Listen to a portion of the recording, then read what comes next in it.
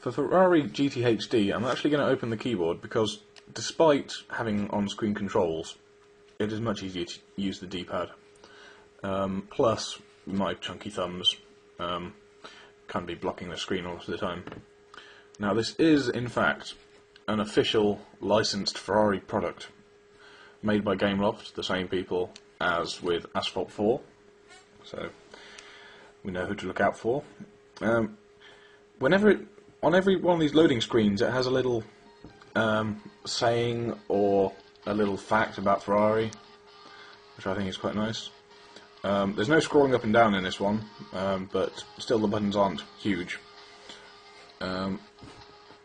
There's a career mode where you can go off, do challenges, but there's a bunch of options, including turning sound on and off, car options. You can change what camera angle there is, and erase data from various things. Now, if we go onto the arcade race, you can use these either side to switch between tracks. Let's go to Madrid, select. Now, this is very much like you would get on the PlayStation 1. It's going between cars, left and right, and choosing different colours. Let's go for the F430, and I like it in black, but you can get it in a variety of colours. So, select. Here's another little fact. Now, I'm just going to pause this for a moment.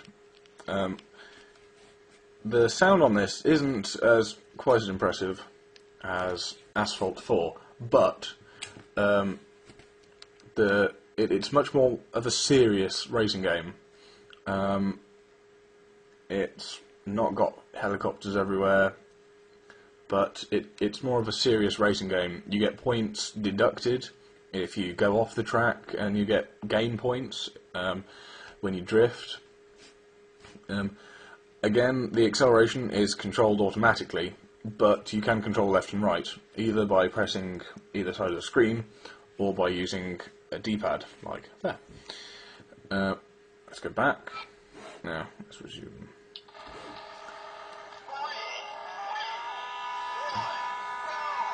Just to show you, that's turning left and right. You can in fact crash on this, but it's still not spectacular. The sound doesn't sound like a Ferrari. If you have a Ferrari that sounds like that, I would be very worried. There's handy signs that appear, and also the notifications about points being gained or deducted. That can be quite distracting at times.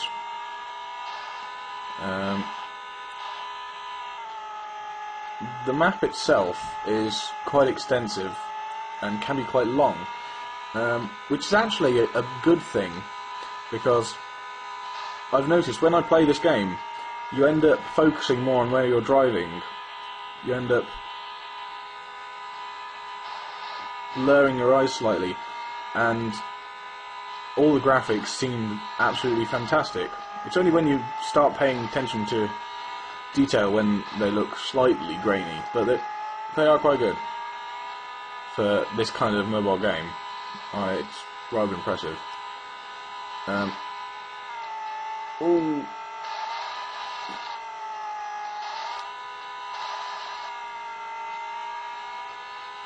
So I'm still on my first lap here.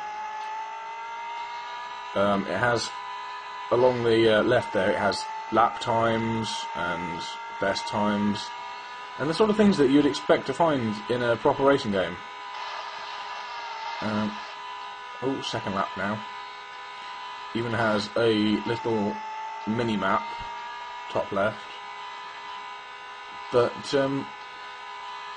it's not as fun, but it is more of a professional style racing game for those of you who like your racing.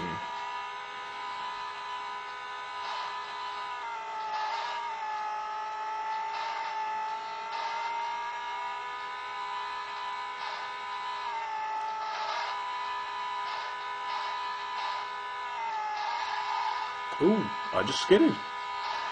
First time I've actually skidded on this. Yeah, there you go, you get points for drifts. And get points deducted for the car crashes, which, when I'm playing, is quite frequently.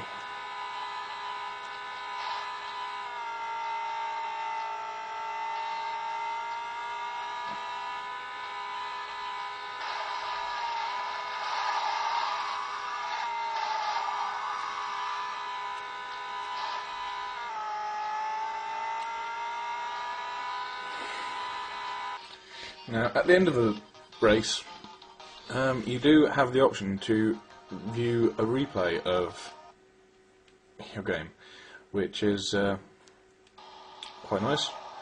But unlike Snow Rally, it has sound, and you can even change the camera view. You can change the camera view. There you go. You can have first person view, third, even further away, or the one which lets you zoom past.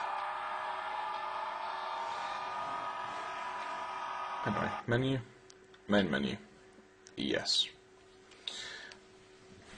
Ferrari GT is one of those games which is mostly for those people more serious about racing. They enjoy a more proper kind of race. If you're one of those kind of people, this is the game for you.